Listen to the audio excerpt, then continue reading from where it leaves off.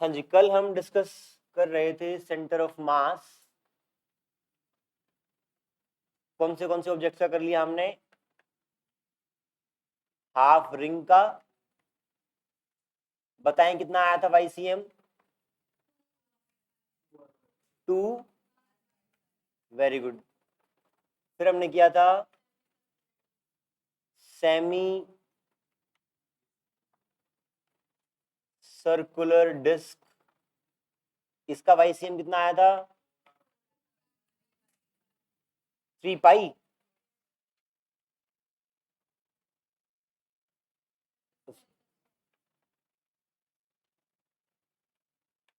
Hemispherical shell. किसी के पास phone है तो एक बार ये चेक भी कर लें YCM हमने ठीक डिराइव किया है क्या? R/2। ठीक। और आज हम कर रहे हैं centre of mass of solid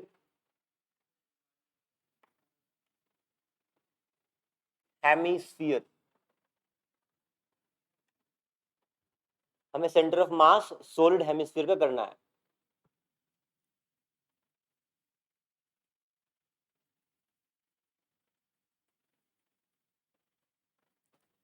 इसका मास m है, इसका रेडियस r है।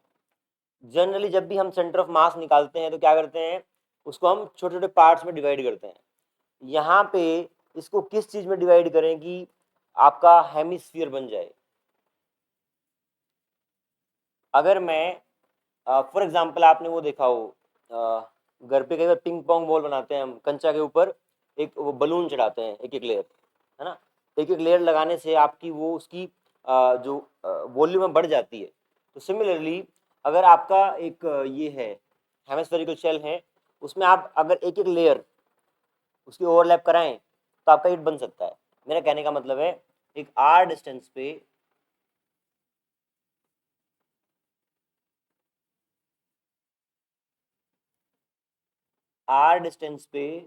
dr थिकनेस, क्या एक होलो शेल ले लिया।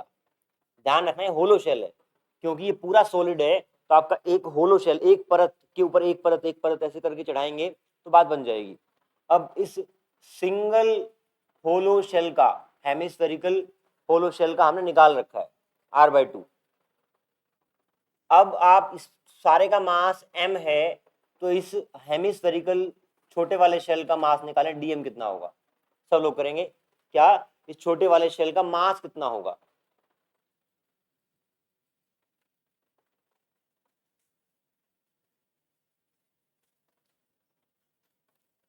हिंट ये है कि यहाँ पे सॉलिड है तो वॉल्यूम में डिस्ट्रीब्यूटेड है, इतने वॉल्यूम में इतना मास, यूनिट वॉल्यूम में इतना मास। फिर आपको इसका मास निकालना है, वो कैसे निकालेंगे? करें ट्राई।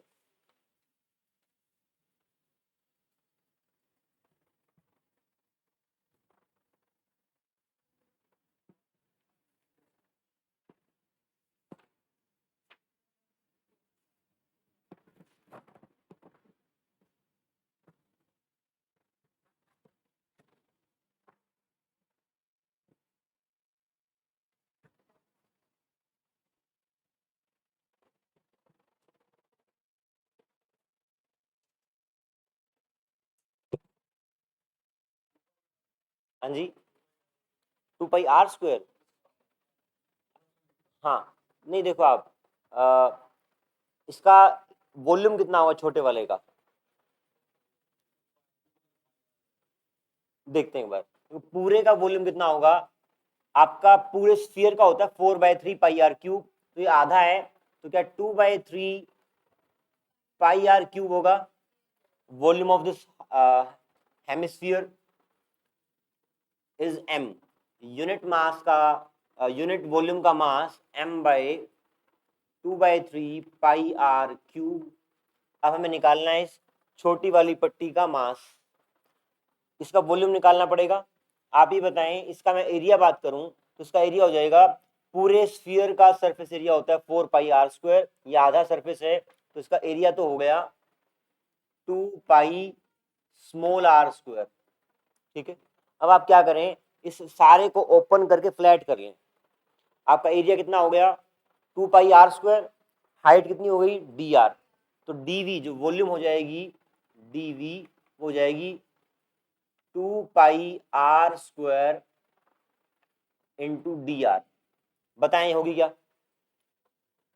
राशि, क्लियर है? इसका जो एरिया था वो पूरे का 4πr² था, आधे का 2πr² हो गया, उस एरिया को खोल दिया और आपने थिकनेस से मल्टीप्लाई कर दिया तो वॉल्यूम आ गई। तो इस वॉल्यूम का हो गया 2πr² dr। इसको आप उसको सिंप्लीफाई करेंगे तो 3 ऊपर जाएगा 3m/2πr³ इंटू 2πr² dr।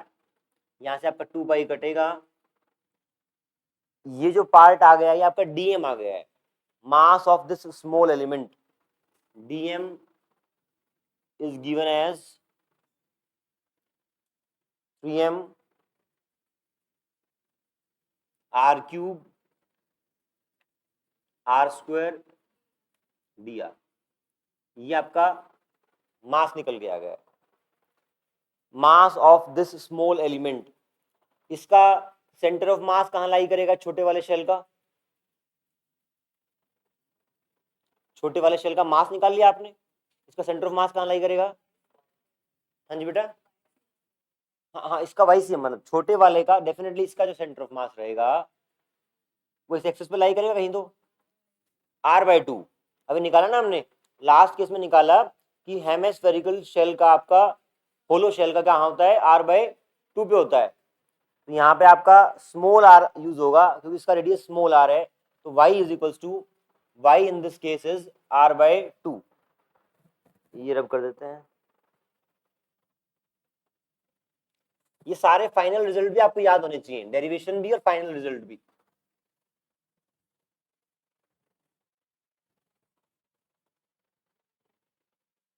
इसका y हो गया centre of mass of that small mass element is given by r/2। आपका dm आ गया, y आ गया, ycm यदि निकालना है तो हम क्या करते हैं dm y को इंटीग्रेट अपॉन dm का इंटीग्रेशन। अब वैल्यूज पुट करो और फर्दर आप इसको इंटीग्रेट करो, देखो किसकी लिमिट्स पुट करनी है, कहां से कहां तक पुट होंगी।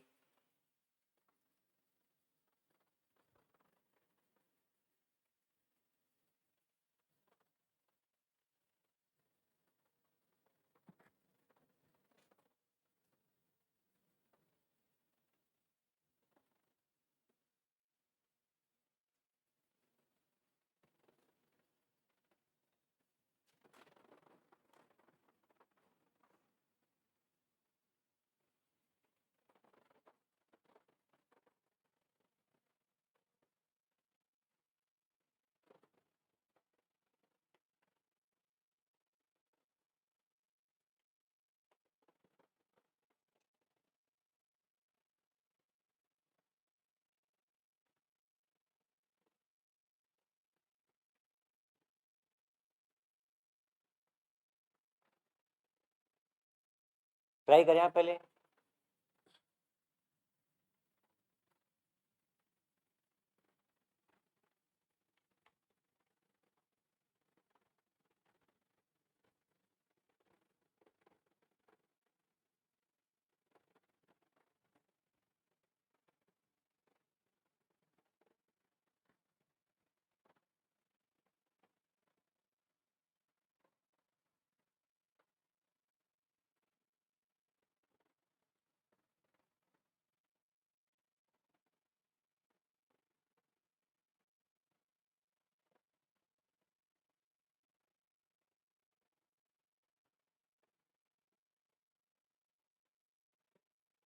आगे बेटा 3, हाँ I think correct 3r/8।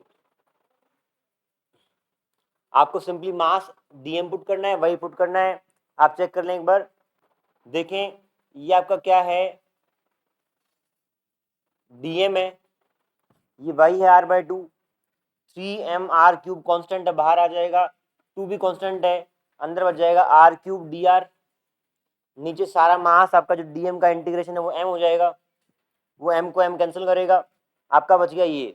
Limits कहां से कहां पुट करेंगे, 0 to r।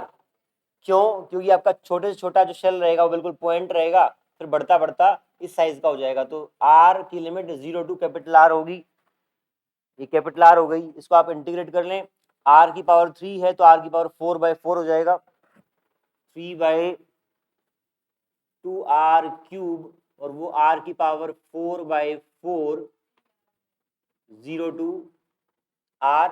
इसको आप फर्दर सोल्व करेंगे तो r की पावर 4 होगा और वो 0 हो जाएगा दूसरे वाला part. This becomes YCM 3/2r³ r की पावर 4/4 माइनस 0, ये r की पावर 4 से r की पावर 3 कट करेगा तो 3/8r, ये आपका आ गया YCM, centre of mass of solid hemisphere is given by this expression. Note down कर ले फटाफट, आसान है अब तो, है ना, सेम सीक्वेंस फॉलो हो रहा है बार बार।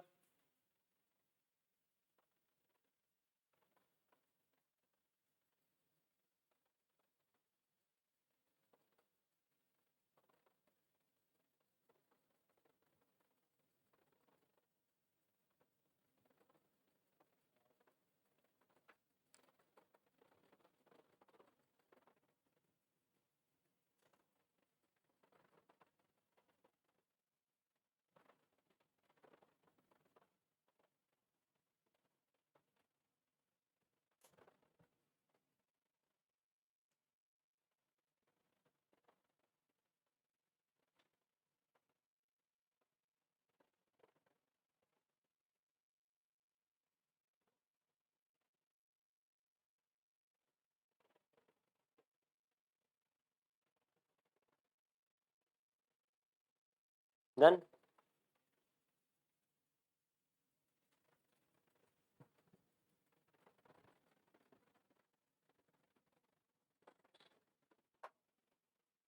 दिवांशी वो कहाँ रह गया, आज बात नहीं हुई?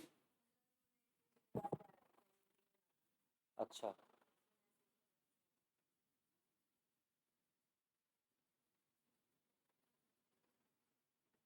हाँ जी, हो गया सबका।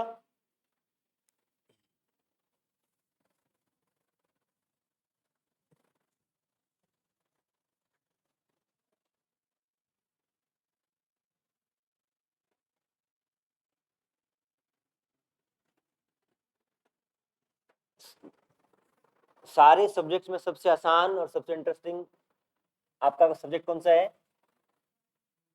फिजिक्स ना? आवाज कम आ रही है।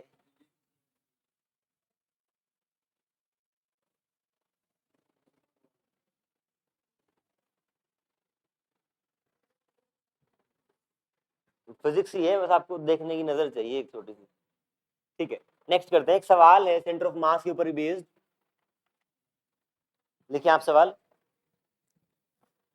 Uniform metal disc, uniform metal disc of radius r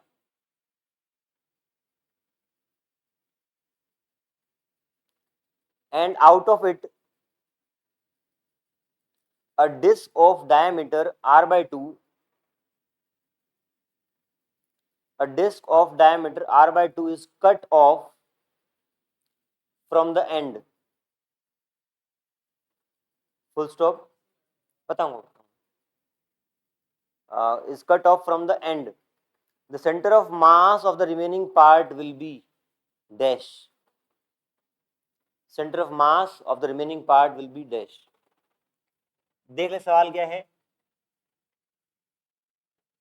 एक आपकी मेटल डिस्क है, आप मान लें कि m मास है, रेडियस r है, बोला गया है कि उसमें से एक r/2 डायमीटर की डिस्क को काटा गया है फ्रॉम एंड, एंड का मतलब यहां से, बीचों बीच नहीं काटा है, साइड से काटा है।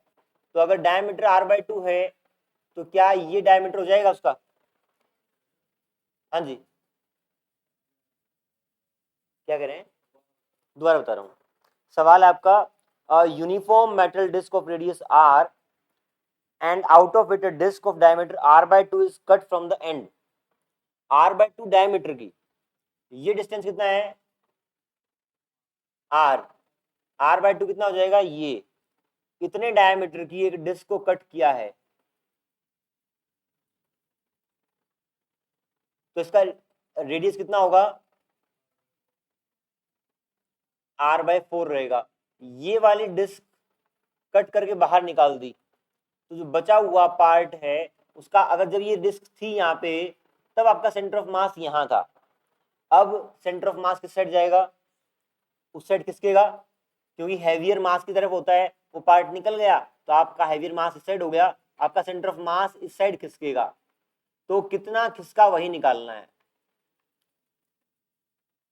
एक बड़ी डिस्क में से एक छोटी डिस्क काटी गई है और उसके बाद आपका सेंटर ऑफ मास खिसक जाएगा, वो कितना खिसका यही निकालना है। करेंगे ट्राई या मैं बताऊं, बता देता हूं, ठीक।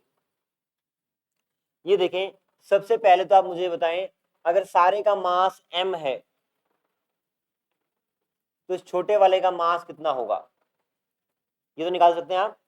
अगर पूरे का मास m है तो छोटे का मास कितना होगा, निकालें यूनिटरी मेथड लगा के। Total mass m is uniformly distributed in the whole area.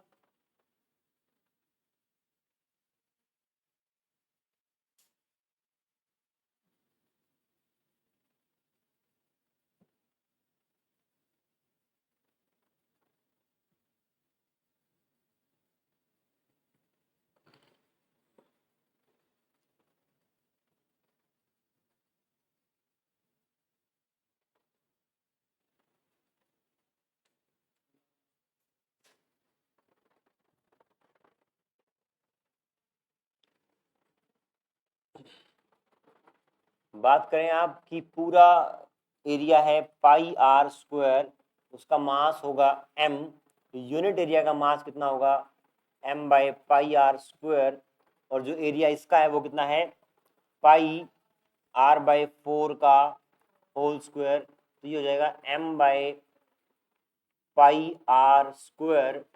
इसको सोल्व करोगे तो पाई आर स्क्वायर बाय 16 होगा, ये कटेगा, m बाय 16 आ गया। अब आप क्या माने, लेट से m1 is mass of small disc, छोटे वाले डिस्क का मास m1 मान लिया, और जो आपका m1 निकल के आया वो आया m बाय 16। अब मान लें आप m2 mass, m2 is mass of remaining disc,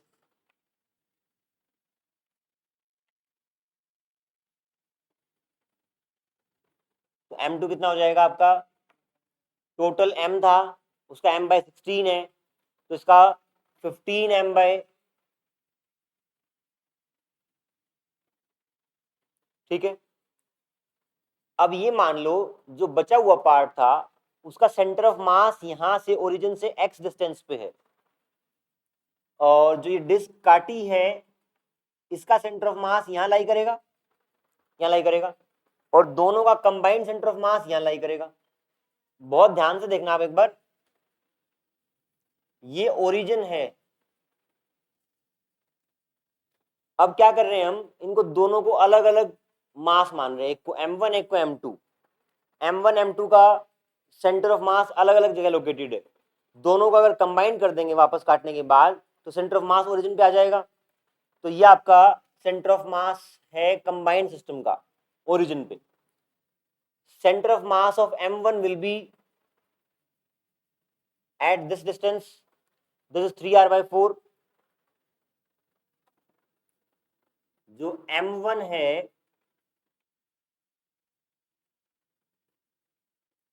वो 3r by 4 पे रहेगा, ठीक है, और जो बचा हुआ पार्ट है m2 वो पीछे खिसक खिसक जाएगा, m2 है वो यहाँ पे रहेगा, और वो डिस्टेंस हमें पता नहीं है, हमने मान लिया x।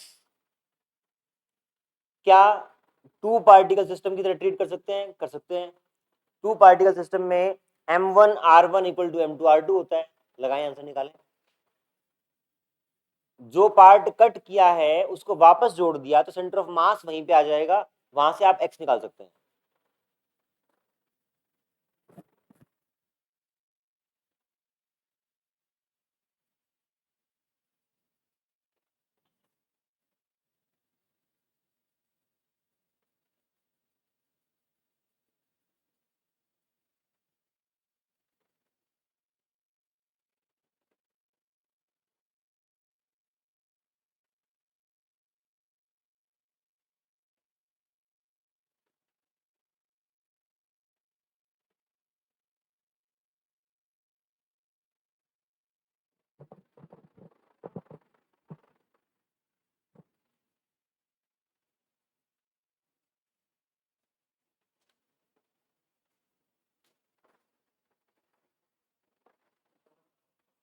गलत आ रहा है, मतलब तुम्हें गलत गलत आ रहा है।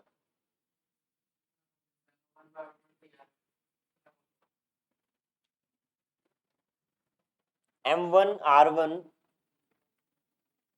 equal to M2 R2. M1 is M/16, 3R/4.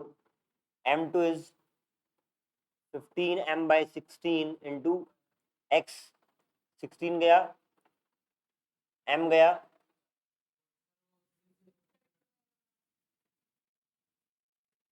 R/20, X equal to,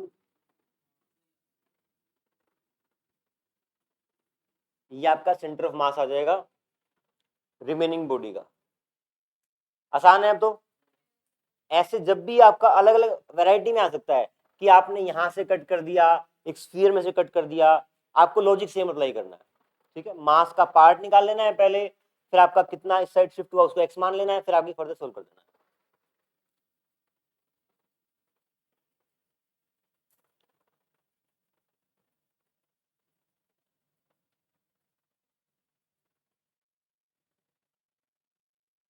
इस सैटरडे आपका टेस्ट लेना है ना, बताया था शायद, सर्कुलर मोशन का।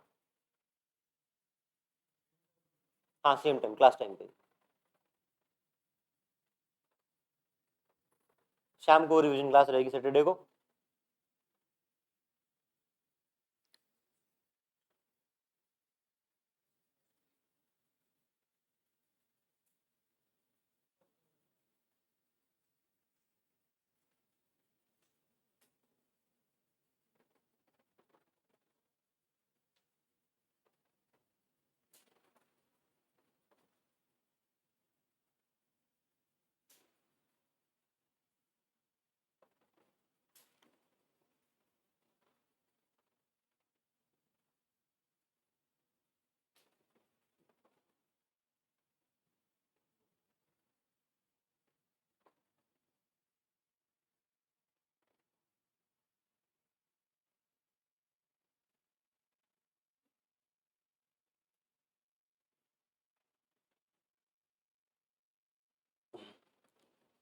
आप सोल्यूशन में टाइम वेस्ट ना हो गया बेटा।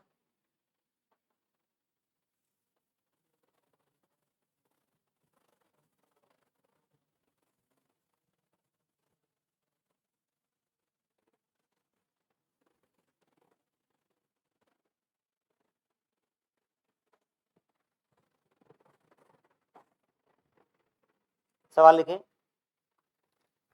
Centre of mass of the center of mass of a system of three particles, center of mass of a system of three particles of masses 1 gram, 2 gram, 3 gram is taken as the origin of a coordinate system, taken as the origin of a coordinate system, full stop. The position vector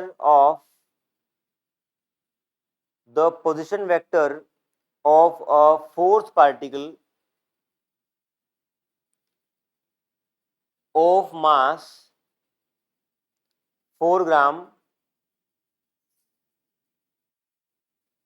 the position vector of a force particle of mass 4 gram such that center of mass of 4 particle system such that center of mass of 4 particle system lies at a point 1 2 3, lies at a point 1 2 3 is alpha into I cap 2j cap plus 3k cap. Find the value of alpha. Find the value of alpha. सवाल पढ़ें, एक बार समझें और try करें.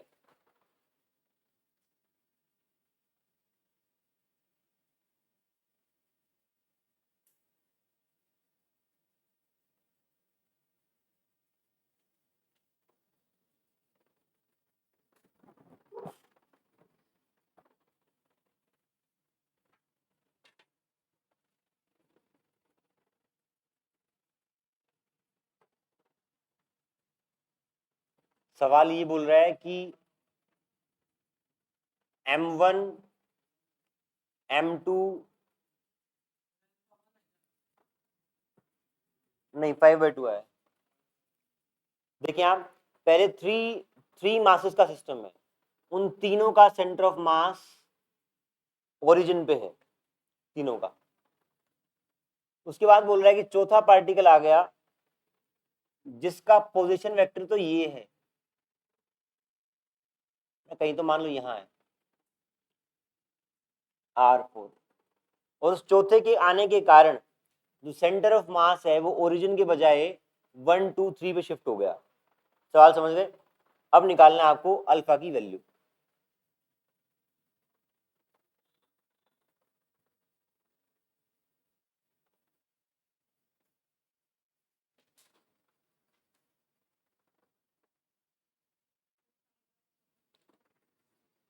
Five by two आई है बेटा.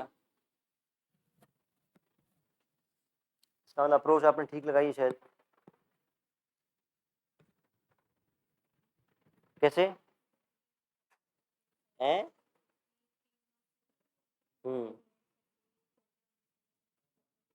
जितनी ज्यादा पिटाई होगी इतनी ज्यादा पिटाई होगी.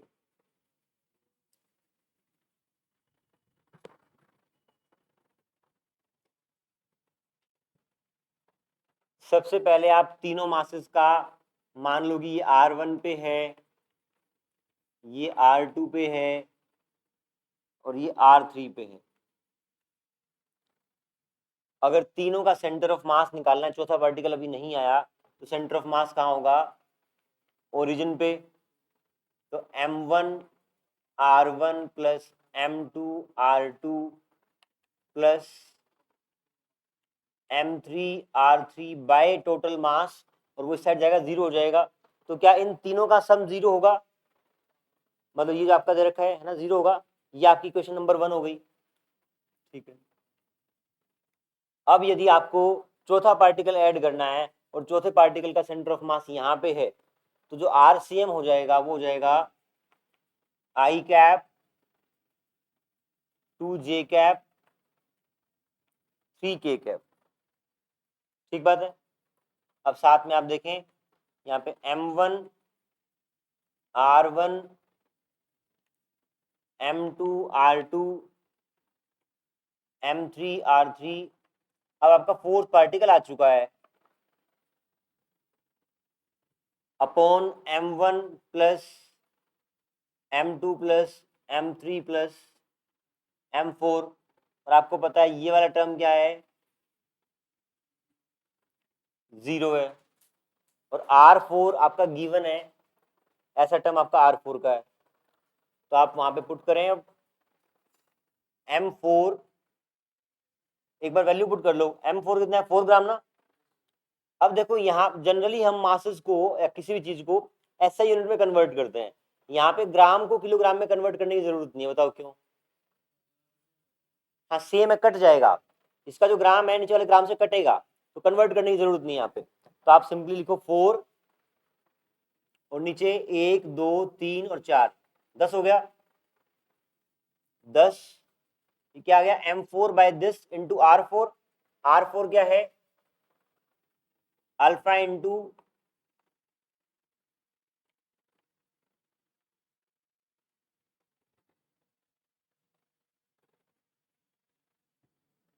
ये आपका आ गया आई कैप प्लस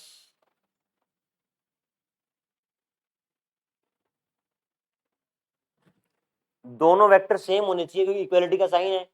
इक्वलिटी का साइन है, साथ में जो मल्टीप्लाई है यहाँ पे आपका 1 है, यहाँ पे कुछ है नहीं तो हाँ दिस इक्वल टू 1, तो आपका ये वाला टर्म बराबर होगा 1 के, ये आपका 2/5 alpha equal to 1, alpha comes out to be 5/2। Statement पढ़ के आपको ये निकालना आना चाहिए था, इसका यूज करना आना चाहिए था। सवाल सिंपल है, हल्का सा एप्लीकेशन।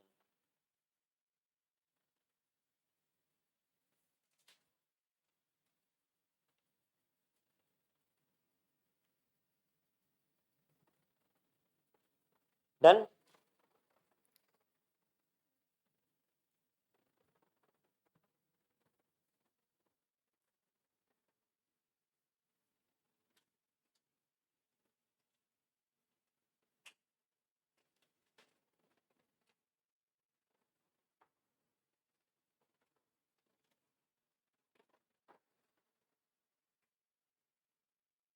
हो गया।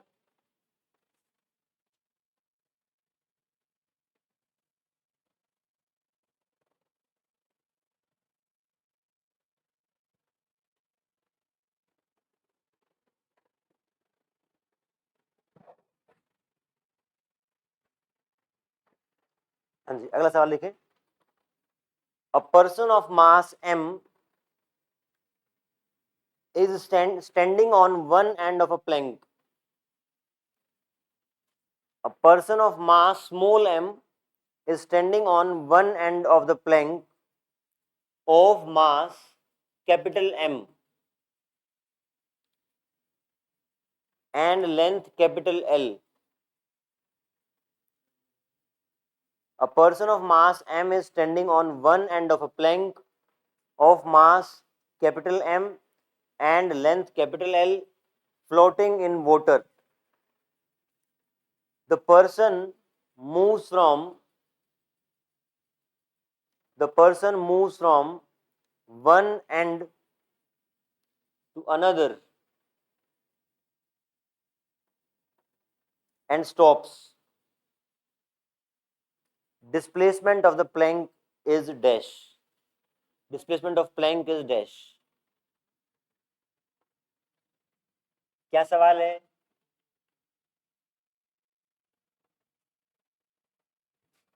यहाँ पे एक प्लैंक है, एक फट्टा है और पानी पे तैर रहा है।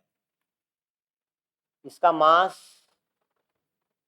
m है, लेंथ l है। एक पर्सन जिसका कि मास m है एक एंड पे खड़ा है, वो चल के दूसरे एंड पे जाएगा और यहाँ पे आपको मानना है कि इस प्लैंक और पानी के सरफेस के बीच में कोई फ्रिक्शन नहीं है, स्मूथ है। तो आप बताएं जब वो आगे चलेगा तो क्या वो प्लैंक पीछे आएगा? पक्का आएगा। तो वो पूछा है कि प्लैंक कितना पीछे आएगा। जब ये इस एंड से यहां चला जाएगा तो प्लैंक कितना पीछे आएगा, ये आपको बताना है। लगाएं दिमाग एक बार, 1-2 मिनट, फिर मैं बताऊंगा।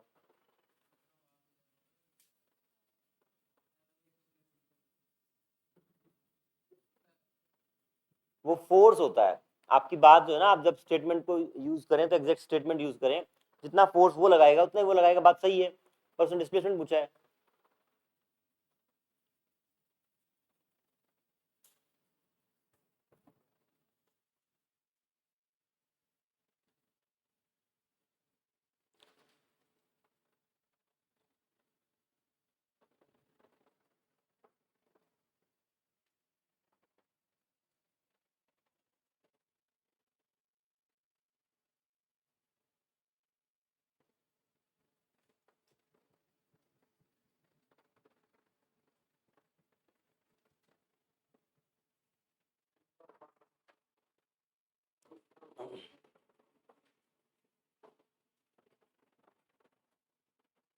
देख लें यहाँ पे एक नया थोड़ा छोटा सा कॉन्सेप्ट है,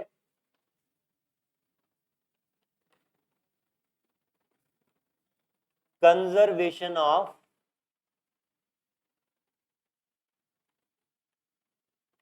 मोमेंटम। अगर आपके पास एक सिस्टम ऑफ पार्टिकल्स है, system of particles for example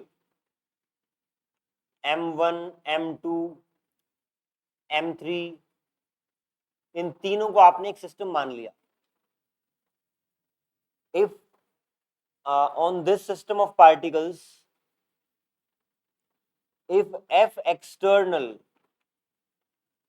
is zero, अगर सिस्टम ऑफ पार्टिकल्स पर f एक्सटर्नल जीरो है, then momentum of system of particles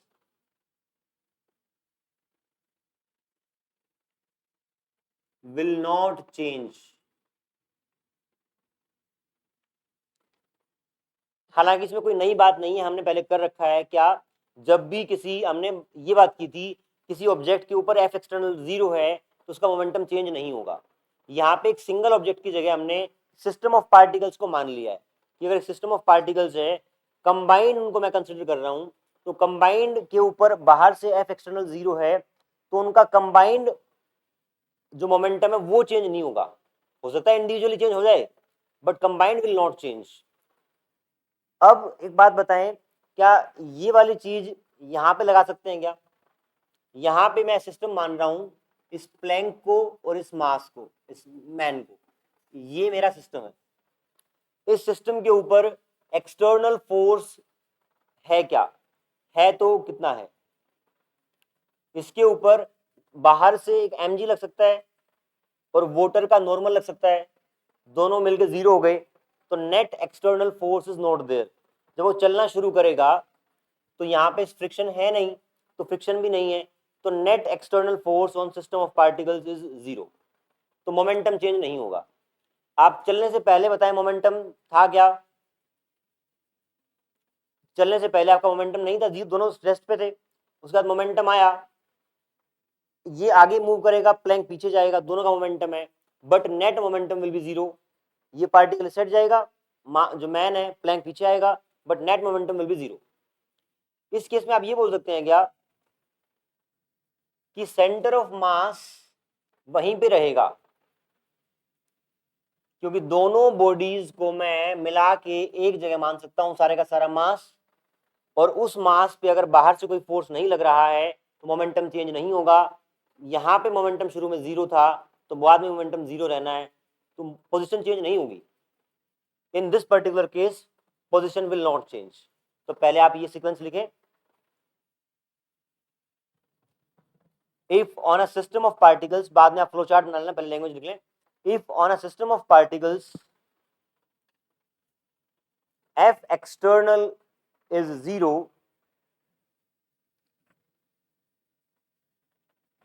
then momentum of system of particles will not change. Then momentum of system of particles will not change.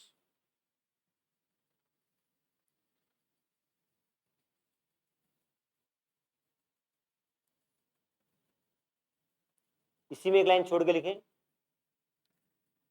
Momentum of system of particles will not change के बाद, if center of mass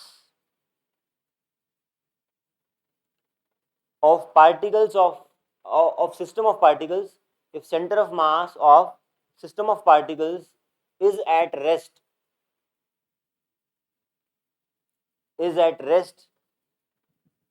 and F external is zero,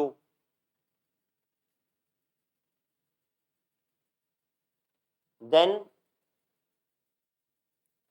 position of center of mass will not change.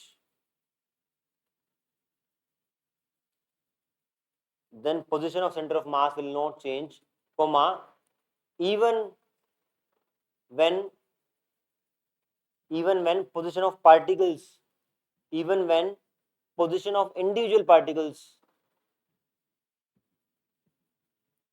are changing, अगर individual particles की position change हो रही है तब भी centre of मास की पोजीशन नहीं बदलेगी। ठीक है, ये तो आपका बहुत जगह यूज होना ही होना है। यहां पे आपको ध्यान रखना है कि सेंटर ऑफ मास वहीं का वहीं रहेगा, कि बाहर से कोई फोर्स नहीं लग रहा। ठीक है, अब ये हिंट आपका, इससे ट्राई करें आप।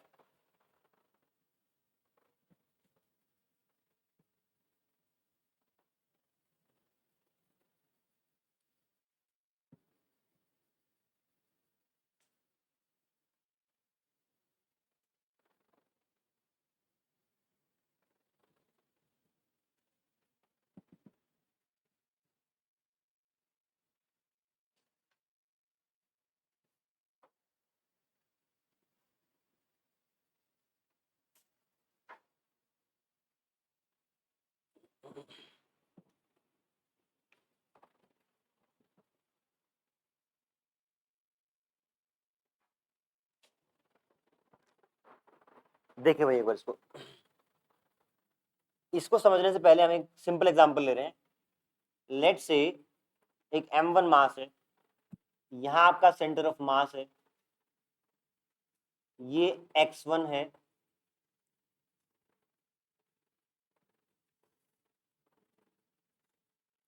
m2। जैसे यहां बात करेंगे तो प्लैंक का सेंटर ऑफ मास यहां रहेगा, मैन का अगर इसी लाइन पे आप लेना चाहें तो यहां रहेगा, दोनों का कंबाइंड करके कहीं तो यहां आ जाएगा। ठीक है, तो जैसे आपका ये m1 है, ये m2 है, सेंटर ऑफ मास से एक x1 एक x2 दूरी पे है। तो स्टार्टिंग में जब कोई मोशन नहीं है तो क्या मैं m1 x1 equal to m2 x2 लिख सकता हूं? लिख सकता हूं। मान लो थोड़ा ये आगे मूव करे और थोड़ा वो आगे मूव करे, और आपको सेंटर ऑफ मास वहीं पे रखना है। मेरा कहने का मतलब है कि ये थोड़ा आगे आ गया, ये मान लो x1 डैश हो गई, और सेकंड वाली जो पोजीशन है वो x2 डैश हो गई। ये आपका m1, ये आपका m2। ये क्वेश्चन नंबर 1 थी। क्या मैं ये बोल सकता हूं m1 x1 dash equal to m2 x2 dash? Equation number 2। Now subtracting 1 from 2, एक में से 2 को घटा दें, m1 कॉमन आएगा, x1 minus x2, x1 minus x1 dash, m2 x2 minus x2 dash. इसको मैं बोल सकता हूं m1 डेल्टा x1। m1 और m1 के पोजीशन में कितना चेंज हुआ वो डेल्टा x, ये यहां था, अब यहां आ गया, तो आपका डेल्टा x ये हो गया। Similarly m2 delta x2। तो जब भी इस तरह का सवाल आए प्लैंक का और इसका, आपको ये इक्वेशन यूज करनी है। हालांकि हमने ये बनाई कहां से है, कंजर्वेशन ऑफ मोमेंटम का प्रिंसिपल यूज करके, और साथ में आपका सेंटर ऑफ मास का जो आपको ऑलरेडी पता है वो यूज करके। आप यहां तक नोट करें एक बार, ये भी नोट कर लें, डायग्राम आपने बना लिया फ्लो चार्ट, और साथ में यहां तक नोट करें, फिर इसको आगे से फर्दर सोल्व करेंगे।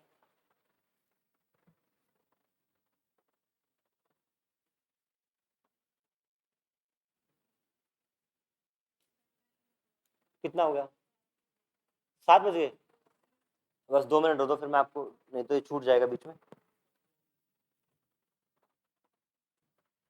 ये लिख लिया साइड।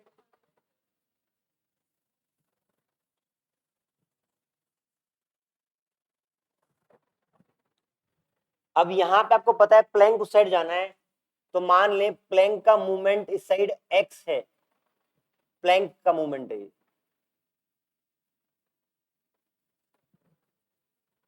तो इस पर्सन का मूवमेंट उस साइड कितना हो जाएगा आप देखें एक बार। अगर प्लैंक मूव नहीं कर रहा होता तो इसका मूवमेंट हो जाता है एल, लेकिन प्लैंक खुद पीछे आया है तो वो एक बार मान लो एल चला गया तो खुद पीछे आएगा तो एल माइनस एक्स, तो इसका एल माइनस एक्स आप इस साइड मान लें मैन का, तो ये आपका x1 x2 जो आपका डेल्टा x1 आया है वो आ गया कि प्लैंक इस साइड x मूव किया, वो l माइनस एक्स उस साइड मूव किया, तो आप पुट करते हैं वैल्यूज, बट ये आपका m मैन का मास है into l minus x equal to mass of plank into x. बताएं ठीक है क्या? m प्लैंक था, वो साइड x मूव, प्लैंक की साइड मूव किया पीछे, m इस साइड x और आदमी आगे l माइनस एक्स। सिंपल आपका m1 delta x1 m2 delta x2 कर दिया, यहां से आपका x आ जाएगा कि प्लैंक कितना मूव किया, m l minus m x equal to m x, वो साइड गया m plus m into x m l x equal to m l m plus m। Thank you.